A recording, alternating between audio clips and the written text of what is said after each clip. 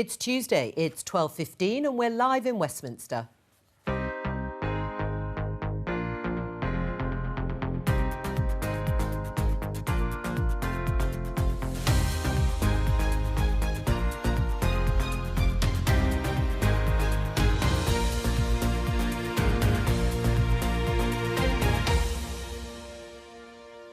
Joining me today, Conservative MP Anthony Brown, Shadow Housing Secretary Thangam Debonair, crossbench peer and former Paralympian Tanni Grey-Thompson, and Politico's UK political editor Jack Blanchard. Reaction to that interview splits along party lines. Perhaps the best thing I can say is that I've always had the highest admiration for the Queen. You have to draw conclusions from the way Meghan was systematically criticised and attacked for things which other white members of the royal family could get away with. Schools are back, but what about universities? I was hoping I might be able to get back the last few weeks, but since my course is non-practical, it's likely that I won't be going back until after the 12th of April. We have 1 year to go. 1 year before we meet again. That's the image they want to project. But with China accused of genocide, should Brits boycott the Beijing Games?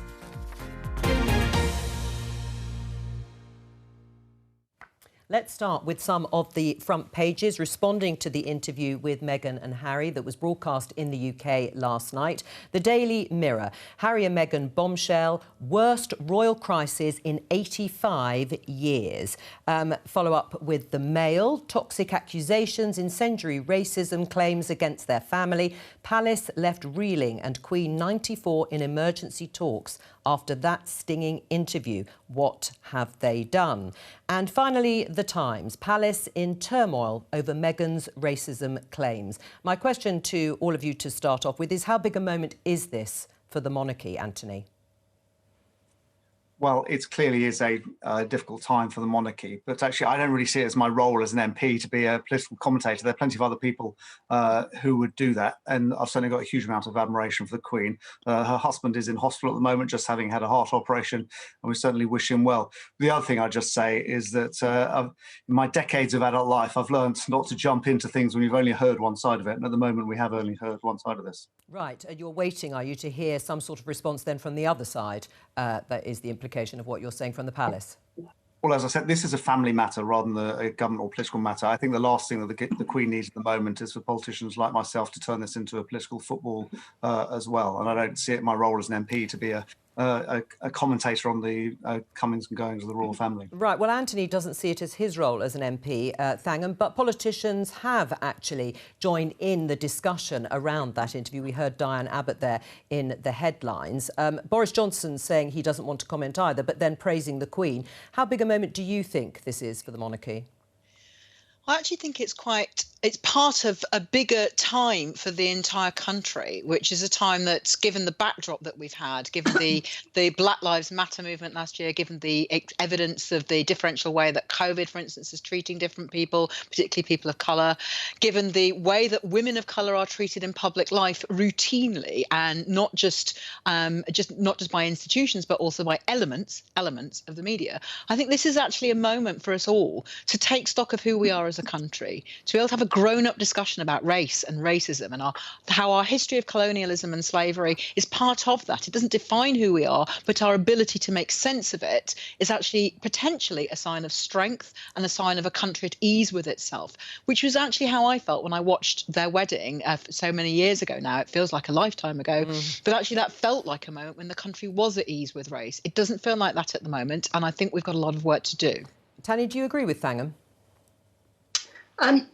Well, I kind of call myself a parliamentarian, not a politician, which probably makes people think that I'm a politician. So, I mean, I scanned the news yesterday and this morning, but, you know, I was involved in domestic abuse legislation where the government don't want to include disabled people in that and have sort of tried to shunt them off to other bits of legislation. I won my first, sort of with a group of others, meaningful vote in the 10 years that I've been in Parliament, and then stayed up last night waiting for a government announcement, a really positive one, where the Ministry of Justice are going to be bringing in legislation to make it illegal for a coach to be in a sexual relationship with a 16 to 18-year-old. So, you know, on a personal level, the stuff that I'm working in at the moment, which is disability, you know, ableism, all those things, that's where my attention is at the moment. Right, Jack, what about you in terms of viewing it from a political and constitutional issue? And also, we're waiting for some sort of reaction from the palace.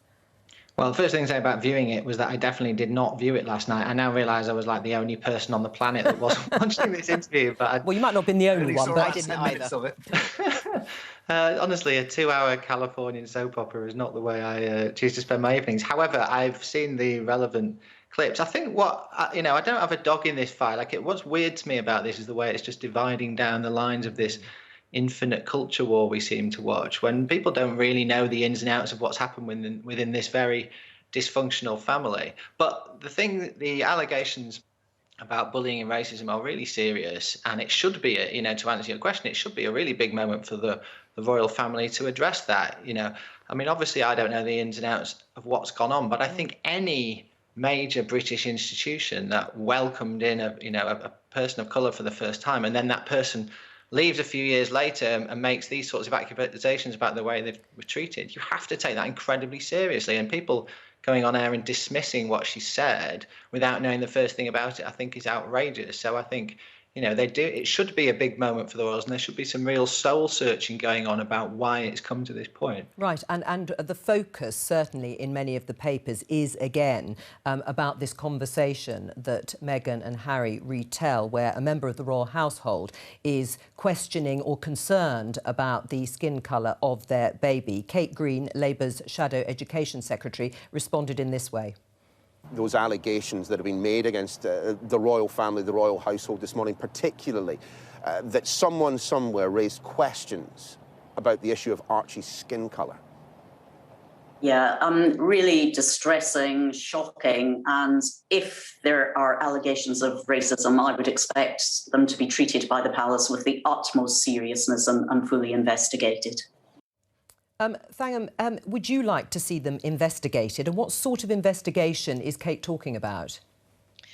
So I think that any public organisation, as Jack said, that's got allegations of racism made against it ought to want to take them seriously and ought to want to find out what's happened. And I think that's important for any public organisation. There's all manner of organisations actually involved in this story. And for instance, there are elements of the media commentariat that I think also need to look at their own involvement. I think there's serious questions about how we treat women of colour in public life, which have to be taken seriously. Right, but what form would the investigation take? I take your point about it being looked at seriously, but what sort of investigation would it be? Well, at this stage, it's too early for me to tell because, as I said, I didn't actually watch the programme, so I'm not aware of all of the detail of the allegations. But I think that any institution ought to be capable of asking for some expert help. It isn't necessarily appropriate for an organisation to investigate itself, but it sometimes is a good start, at least, to take pause and reflect. And I would say that to any organisation, any public organisation with serious allegations made against it. Do you agree, Anthony, that there should be some sort of investigation? I mean, there is an inquiry going on into claims that Meghan Markle bullied royal staff. That was announced last week. Should there be some sort of investigation into who came up with this conversation? Well, as I said earlier, we've only heard one side of this, and I did watch the first 10 minutes of the programme, and I found it so depressing. I went to bed and read a book on the Enlightenment. But clearly, it's up to Buckingham Palace to decide how it wants to respond, and it's not up for me I think as an MP to tell Buckingham Palace how to respond in this and what is a family matter. But clearly, the Queen is well loved. I'm certainly very impressed with the work she's done leading the nation over the last 69 years. I look forward to a Platinum Jubilee next year. But clearly, they need to make sure they retain the trust of the public, which I'm sure they do at the moment. Right, Jack. I mean, we still don't really quite know what Labour would like to see in terms of the investigation. Someone might say it would be difficult to sort of sack a member of the royal family if it turns out to be that way. And we now know, because Meghan Markle told Oprah Winfrey that it wasn't the Queen or Prince Philip. So how would it work? I haven't got the foggiest. I mean, kind of Prince Andrew kind of got sacked, didn't he? I mean, certainly, resigned due to ill health or something. I mean, But I can't explain the ins and outs of that weird feudal institution to you, Joe. I mean, but it is nonetheless, despite being a family matter, it's a bit of a cop out. It is still an important British institution, which is part of our constitution. The Queen's the head of state, so you can't just ignore these things and say, oh well, it's a family rowing amongst themselves. No, it's not. It's like it's a serious allegation made against one of the pillars of our constitution. All right, we're going to leave it there for the moment. And, of course, we await any statement from Buckingham Palace in response. Now, yesterday, you will know that schools opened fully to their pupils at primary and secondary level in England. But we don't know much about what's going to happen with universities and face-to-face teaching. Let's talk to Johnny Jenkins, who is a final-year politics undergraduate at Warwick University. He's at home in Essex at the moment. Johnny, what's been your situation? So I'm studying at home all the time at the moment. All my classes are online. I haven't seen my friends since Christmas. And before the Christmas holidays, I did have in-person teaching. Half of my academic studies was in person and half was online, and it was all okay. But at the moment, we haven't really got clarity on when we can go back to university. Lots of people now are deciding just to take it upon themselves and travel to university, which is against the government guidelines. And so students, I think, are quite confused and feeling a little bit left out of the conversation about education. Right. And what do you think should happen in terms of any rebate for accommodation and fees? When it comes to accommodation, I'm paying over £100 a week on an accommodation room that I'm legally not allowed to go and visit. So I do think there needs to be some sort of compensation there. Who is going to refund the money? Well, it's a private accommodation. It's not owned by the university, and so either the government need to step in here or fill the gap, because the private renters have bills to meet as well. And when it comes to the tuition fees, well, no matter how hard lecturers and teachers try, they just can't match the same level of education online. And you're paying over £9 a year for a service that you're not getting to your full quality. So I do think there needs to be some sort of discussion there, and perhaps the government stepping in like they have with industry and other areas to fill the gap a bit. All right, well, Johnny, perhaps you'd like to listen to the debate and the discussion with the other panellists. Tanya, you're a Chancellor of a university, Northumbria University. Why are universities charging £9,250 for fees? Well, I guess a big part of it is they feel that, the tuition has been able to keep going. I think it varies considerably what type of course you're on. And for me, I'm a mum. My daughter is in her first year at university. And I think that's probably been easier maybe than some of the second and third years at university. But she's had a couple of hours of face-to-face teaching. She has gone back. She was told to go back. She's living in a room. She knows 3 other people that live in a flat. She's unbelievably conscious of the job that I do, that she has a level of responsibility that she can't sort of be caught out doing things that maybe other students do. It's very hard for me to criticise the government or do anything if my family don't abide by the rules. And also we take COVID unbelievably seriously. What I worry about with her is the fact that her internet coverage is not terribly brilliant. So it's actually quite hard to dial into, a lot of the lessons, and the heating doesn't seem to work. But we've got to figure out how we get our young people out of this in terms of making sure they get a quality education. No university, nobody's been through this before. Everyone is trying to do the best they can. You can argue whether that always works out right, but I do think it will affect the young people from the poorer socioeconomic backgrounds in terms of, they've not been able to work to pay some of these fees, to actually what they would be normally expected to do. Right, so we've got to make sure that we protect those. Oh, Johnny? Yeah, I mean, it's interesting, and I do think that people who, don't have the same financial background, people who are less well off, that are struggling, there is a government support fund there for them. But in terms of rent and things, that affects everybody, and a lot of parents of people having to pay this money as well. So I think you do need to look at approach when it comes to accommodation fees that looks at a wide range of students. Right. I mean, Tanny, when it comes to the fees, it's not the same value for money, is what Johnny is saying, online as face-to-face. So should students have to incur that debt? Ultimately, somebody has to pay for it in terms of the staff, the structures. should it be that? I don't think personally students should be paying £9,000 a year for their degrees, because I believe they should pay it back into. I think they should pay something, but how the government balances this, trying to rescue the health and fitness sector, the hospitality sector, it's unbelievably difficult decisions that they're trying to make. So. All right. No, I don't think the students should be paying, but somebody has to pay, and it ultimately will be taxpayers. Right. Well, who should pay, Anthony? Well, I feel immense sympathy for students. I mean, it must be a really horrible experience of going to university, but not actually going to university and spending all your time on Zoom calls. And certainly my position is, and I've said it publicly before, is that if students aren't getting the full university education, they shouldn't have to pay the full fees. And indeed, the government has said, I've said that to the government has said the same, that's their position. But it is ultimately, universities are independent organisations. They set the fees. The government sets the cap at £9,250, but the universities set it below that. And I know the government has asked the Office for Students to, the regulator for universities, to look at whether students are being given full courses or not. And the universities actually, I mean, they are getting all this money in. They're not like businesses that I've been dealing with and the government's been supporting during the pandemic that are going bankrupt, etc. And I noticed the stories of the weekend of chancellors of some universities, not all, but actually offering themselves big pay rises last year during the pandemic. And I think they absolutely need to show restraint and actually make sure they retain the trust of their and the confidence of their students, and that students don't end up their university education with a sense of grievance. Right. Well, Tanya, how does that look, Vice-Chancellors, some of them taking bonuses in a year like this? What about the Vice-Chancellor at your university? It's not a good outlook anyway in terms of taking bonuses and pay, but each university has to ultimately make a decision. As Chancellor, I have no formal role to play in the university's decisions. I turn up when we can, and my role is purely ceremonial. So it's difficult. I think all universities have to think about how it looks externally in terms of what they're doing. Right, Thangham?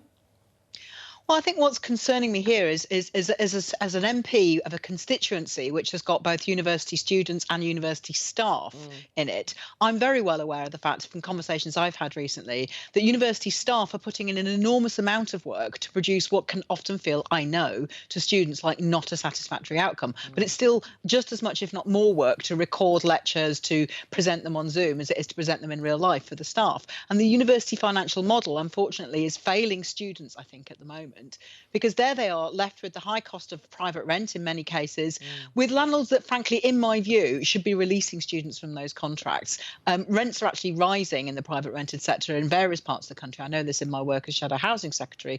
I think landlords really ought to be doing the responsible thing and showing some compassion and releasing students from rent. But there's a wider set of issues about their mental health, about their prospects for jobs, about what prospect they've got in the employment, in employment later on this year. And frankly, I'm afraid to say, I do think the government has failed here. I think they've let students down. Students, not just in higher education, but also in further education, doing apprenticeships and vocational courses, have been badly let down by a government that hasn't got a plan for them. Anthony?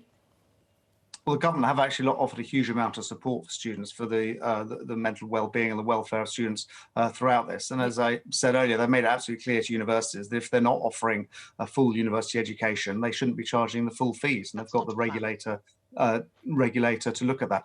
Well, it's that the universities are independent organisations, but you can't do it. As you said, the universities are. I've got two Cambridge colleges in my constituency. They're certainly doing. I know they're doing a lot of very hard work to try and provide a full education. So you can't have a blanket rule for all universities. It's only right looked at on a case-by-case basis. None of that's a plan. None of that actually deals with Tanny's daughter with the poor Wi-Fi. None of that deals with the fact that students are paying for something which they're not getting, but students, staff are still having to work. None of that is a plan. I mean, we haven't got a plan for further education either. None of what Anthony's just said is actually a coherent, comprehensive, well-worked through plan for the young people who are the future of this country. And if we're going to come out of this pandemic better than before, there needed to be a plan. Anthony? The government have done, as you know, I'm sure the government have done a huge amount of work with universities across the country to make sure they can stay operational and can continue offering educational support for students, as well as offering support for the well-being of students. And that's why the universities, they have carried on. They have lessons have continued. I agree it's not a full university education. As I say, I feel immense sympathy for the students as a former university student myself. And I certainly think if they're not getting the full education, they shouldn't have to pay the full fees. And on the landlord issue, again, I've got huge sympathy for that. I can completely understand their grievance. That is an issue between the landlords and the tenants, and in lots of other areas. And I know this. I've been dealing with a lot of pubs in my constituency. The landlords have done some sort of rent forgiveness in order to help the tenants continue, and the landlords in the private sector should do the same. And indeed, the government has brought in this sort of amnesty for rent that actually you haven't had to continue paying rent during the lockdown. Right. I mean, Jack, before I go back to Johnny to respond, in terms of a plan, we don't know yet what the government is going to say in terms of guidance for students returning to college campuses or to their private accommodation or halls of residence. I think we're going to hear during the Easter holidays, but there will be a risk associated with that, won't there, with vast numbers of students returning to university? Yeah, of course there will. But, you know, the university students will be forgiven for feeling like the forgotten group in society once again. I'm afraid they've been blessed with an education secretary who's had a bit of a stinker of a pandemic the whole time in Gavin Williamson. And it just feels like there is no overall strategy to this. You know, the university students don't want sympathy. They don't want to hear that landlords really ought to do something about it. They want the government to bang some heads together with the university vice chancellors and with landlords and say, here's some of your cash back. Because of course, no university student has had a full education that they would have expected at the start of the year, not one of them. And the idea, you know, that when they brought in tuition fees, these exorbitant rates, the idea was that it was more of a sort of capitalist market. Well, then how are these people supposed to get their money back? You know, they've been shortchanged. And I feel like young people generally, you know, have made huge sacrifices on behalf of the older generation throughout this pandemic, and rightly so, and, you know, good on them. But where's the payback? Like, where are we now doing something for them that, you know, they have to sit around and wait for the Easter holidays even to hear what the plan is? Johnny, your response? Easter holidays are different at different universities, and so even that is confusing. There's no clear date, and a lot of people are given up waiting for the date and have decided to pack their bags and go back to university themselves, which is a big risk. And it's just clear that we're not getting the same quality education. And I say again, Joe, that my issue is not with the teachers. It's not with the staff who are working incredibly hard, replying to emails late at night, in the weekends, really doing their best. But no matter how hard they try, I think we all accept it's not the same experience. Right, and you're going to have to wait a few more weeks to hear what the government guidance might be. Johnny, thank you very much. Good luck with next term, however that turns out.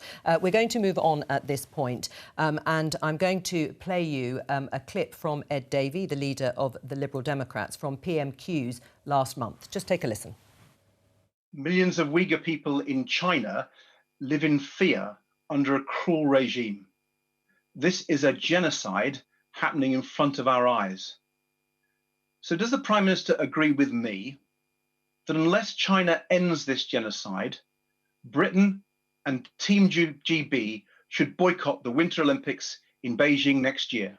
We're leading international action in the UN to hold China to account, and we'll continue to work with the US, friends and partners around the world to do just that. He raises a point about a sporting boycott. We're not normally in favour of sporting boycotts in this country, Mr. Speaker, and that's been the long-standing position of this government. So this is being actively debated around the world in terms of the Games in Beijing in 2022. There's mounting evidence of genocide that's been committed against Uyghur people in Xinjiang province. We can show you pictures that we have shown before on the programme, although we can't verify them 100% in terms of where they have come from. You can see, and it certainly seems to show, people being forced to kneel, and they're being blindfolded and then led onto trains. Listening to all of that, Tani, should the Winter Olympics and Paralympics in Beijing be boycotted? You look at pictures like that, and I've spoken in debate on the treatment of Uyghurs, and it's horrific. But does boycotting a sporting event change anything? I actually don't think it does. If it did, I think there would be a lot more athletes who would be willing to step up. The ones it actually affects are the British athletes and the other from other countries who don't get to compete. It doesn't change the sports administrators. It doesn't change too much in terms of you know, how the Uyghurs are treated in Japan. I mean, it's interesting, the IOC have said that after these games, they're going to be looking at countries that will have a better record of human rights. But actually, there's not a huge number of countries that can afford to host these games. And actually, a lot of the countries who can afford to host them are possibly countries we wouldn't want to have the games in. So I feel unbelievably sorry, but actually boycotts don't work. They're a statement, but they don't change behaviour. Sadly, they just don't change behaviour. Thangham, what's your view? Should there be a boycott?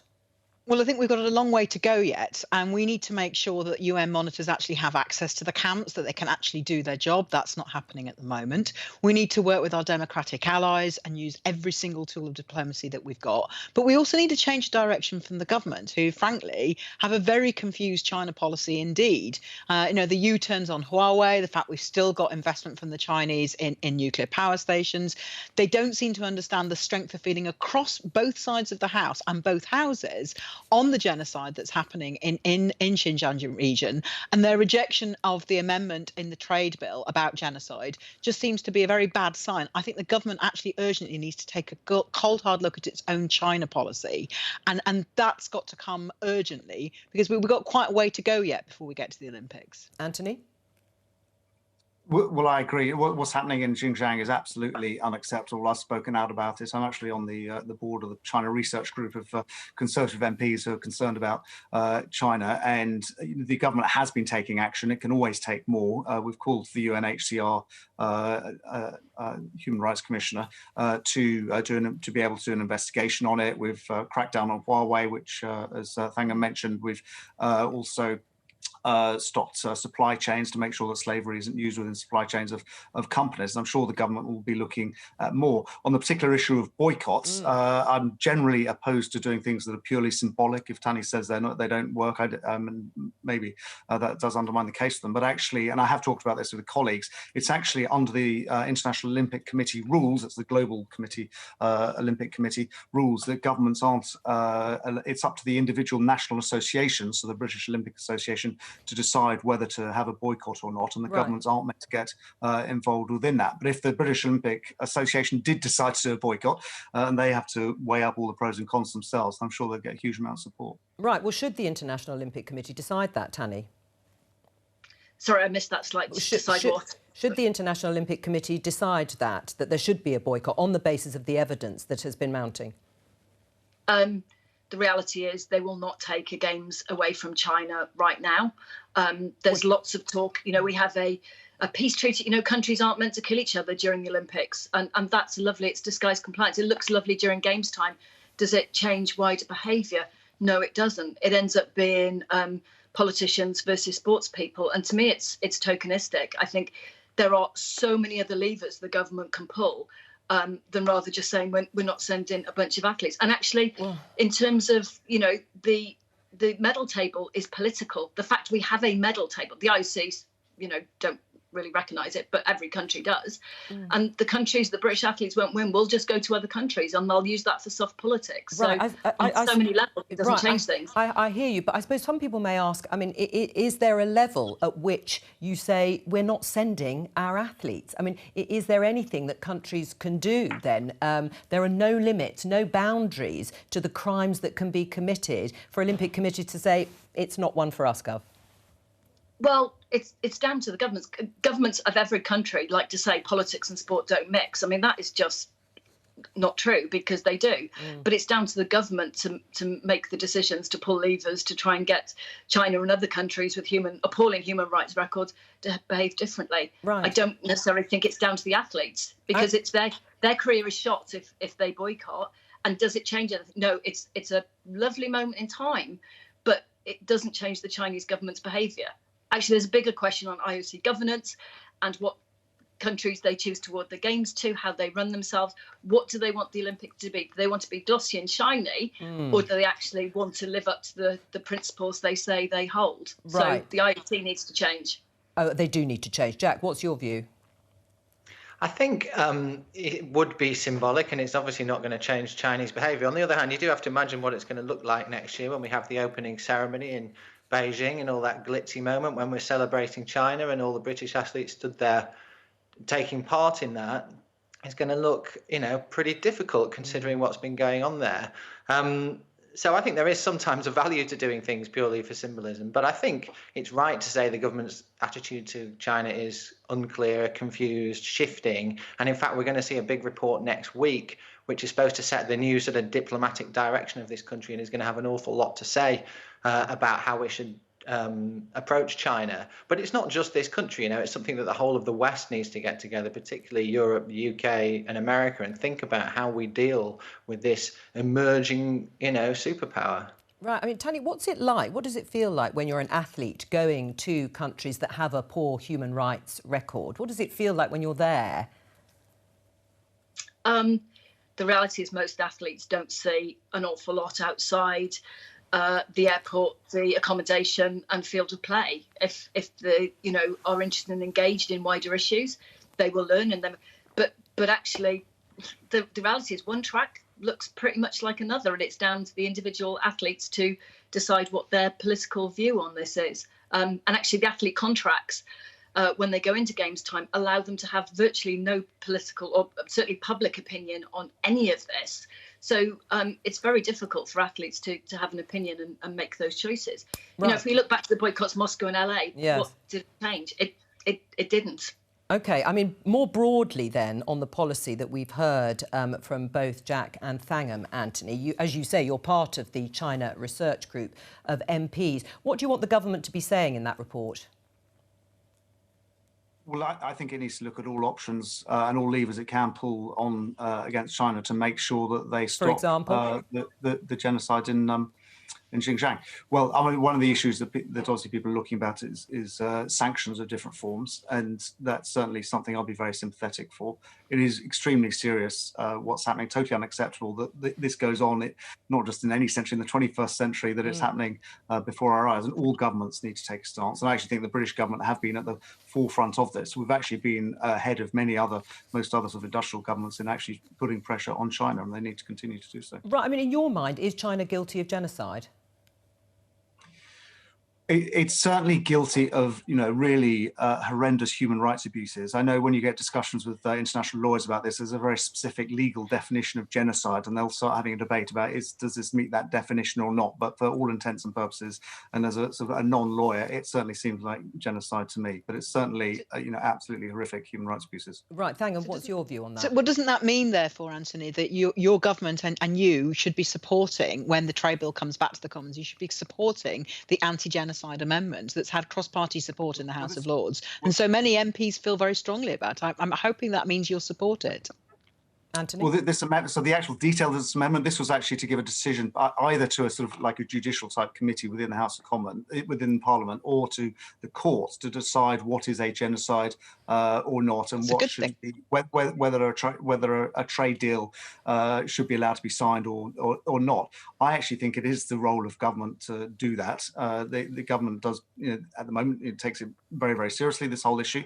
But actually, if you end up undermining our whole constitutional process if you give a court a role to actually overrule a decision made by Parliament and by the government, and that's not the constitutional system that we have in this country. Giving court a role. I absolutely, the outcome of what the amendment is aiming at, I totally agree. We should not be having trade deals with countries that are committing genocide, but it shouldn't be up to courts to overrule Parliament and government on that issue. It should be up to governments and parliaments to make that decision, and that's what I support. Courts rule all the time, and courts should rule. Courts should have a role in being able to assess whether or not that something is genocide. That is, as you said, a very precise legal definition, and therefore there is surely a role for courts in that assessment of whether or not there is genocide taking place. And that's what that amendment seeks to do. And it's got cross-party support. I think if you support the outcome, you need to look again at the amendment. Anthony?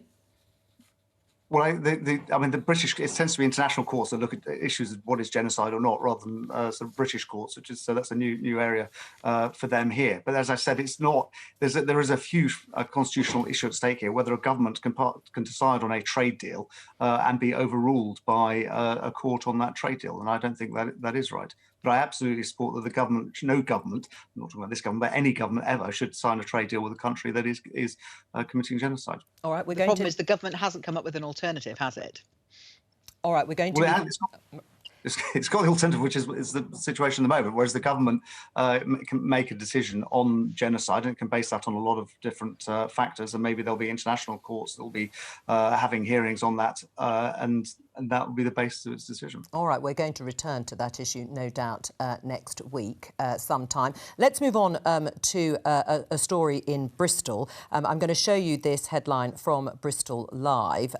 Proposed ban on strip clubs in Bristol, a step closer after City Council vote. Last night, Bristol councillors voted narrowly to send a proposed ban on lap dancing clubs in Bristol out to public consultation. We can talk to Tuesday Leveux, who is the producer of Bristol Burlesque Festival and an exotic dancer. Your response, first of all, Tuesday, to that vote? Well, I wasn't surprised by it. I know that the 3 Conservative councillors voted in favour of keeping the SEV licensing capped at 2. I believe it was Labour and other parties that voted in favour of putting it out to public consultation. I wasn't surprised because this happens practically every time that the licensing comes up. Right. Thangham, you're in support of the Bristol ban, which would close the city's 2 lap dancing clubs. Why? Well, because I'm in support of making sure that men's apparent right to exercise a sense of entitlement over women's bodies and to sexualise them shouldn't trump women's desire to have safety, to be free from harassment and abuse, and that actually affects women not just inside the club but outside as well. I think that we also need to listen to what men say about why they go to these clubs. And when I worked for many years with very violent men, one of the things they talked about was the ways they got a justification for their sense of entitlement over women's bodies. And sexual entertainment venues are part of that. They're not all of that. And the opposite is that we decide that it's okay for there to be a commercially sanctioned opportunity for men to decide that on their way home to their wives and children, it's okay for them to pop in and sexually commodify women, and that then they can just immediately turn out of the club with a completely different set of attitudes. Tuesday? Well, I completely refute everything that Thangham says. It's simply not based in fact. I'd be curious to see these reports. It's not something that I've ever read in my 16 years now as an exotic dancer and all the extensive research that I've done within it. What I do hear from Thangham is blaming sex workers for the assaults that men and people carry out on women. And I think that's particularly disgusting. Not even slightly. I'm blaming men and I'm holding men responsible.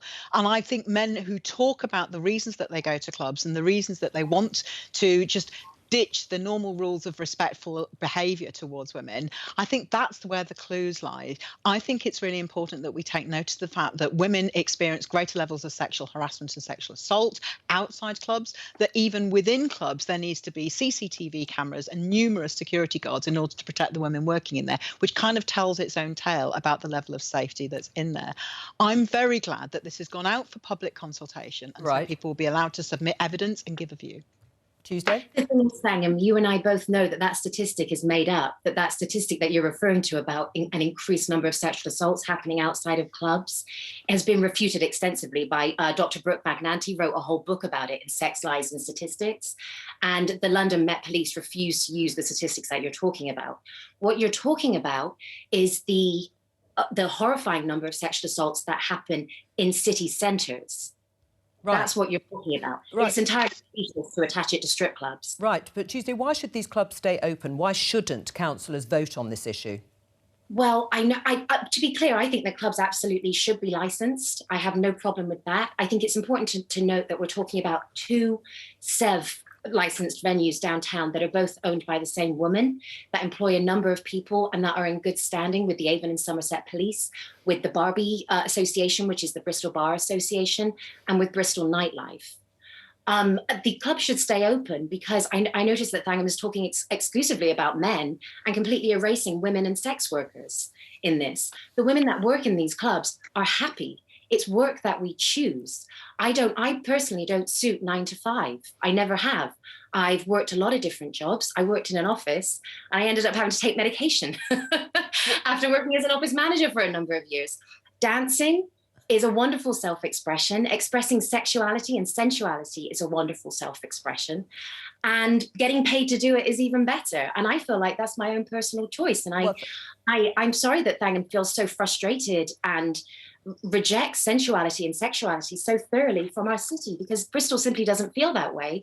Time and time again, we've told you that. Thangham?